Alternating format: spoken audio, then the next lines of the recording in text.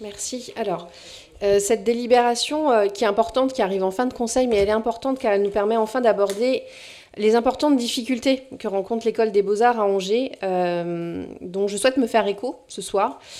Donc aujourd'hui, cette école est rassemblée avec ses homologues de Tours et du Mans sous l'acronyme, effectivement, de l'ESAD Talm. Cette délibération doit nous interroger car il s'agit de savoir ce que nous voulons pour notre école, pour l'école des Beaux-Arts, pour ses étudiants, pour ses professeurs et ses personnels techniques. Il faut le dire, nous avons l'énorme chance d'avoir dans notre ville, celle de David d'Angers et de Jean Lursa, une école d'art public et renommée. Pourtant, cette dernière est en grande souffrance. Enseignants, professeurs, personnel technique n'ont pas de conditions de travail et d'études dignes. Les besoins de l'établissement, et plus particulièrement du site d'Angers, sont multiples et notre intervention financière n'est pas suffisante pour y répondre. La liste est tellement importante que la résumer ici me gêne, et je sais, vu le bruit qui commence à poindre, que le temps manque, mais je vous demande, mes chers collègues, de respecter ce temps, car il tient à cœur des professeurs et des étudiants de cette école.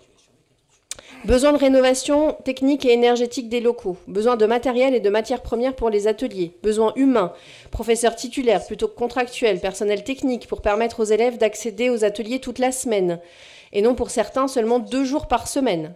Besoin pédagogique, les relations avec la direction ne sont pas juste mauvais, elles ne sont pas bonnes du tout, elles sont génératrices d'énormes souffrances au travail et mettent aussi en lumière une gestion pédagogique hors sol qui est faite sans les professeurs et sans les étudiants.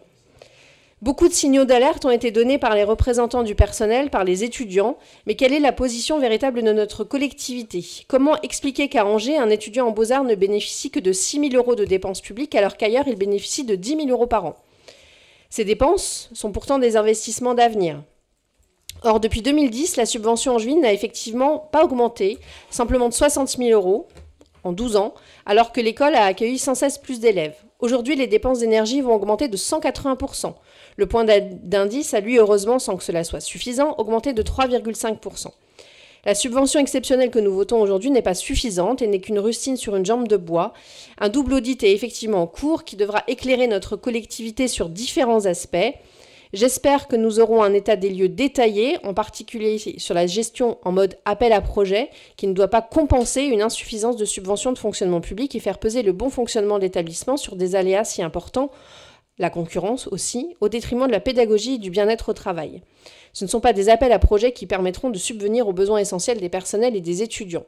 Je propose donc qu'un amendement à cette délibération, en versant une subvention de 300 000 € à l'École supérieure des Beaux-Arts d'Angers, et si cela n'est pas possible en séance, je demande à ce que la commission enseignement supérieur de décembre puisse à nouveau se saisir du sujet. Je vous remercie de votre attention, toute relative, mais de votre attention quand même. Merci. Talm a connu, il faut le dire, une année difficile en 2022, avec de fortes tensions sociales et financières, qui a débouché sur le départ du directeur. Donc il nous faut digérer cela, repartir avec une organisation solide derrière un directeur et de site et un DG avec des responsabilités claires entre directeur général de l'ensemble des 3 écoles et directeur de site. Vous avez raison, il y a une prise en compte de la souffrance au travail qui a été exprimée par les salariés.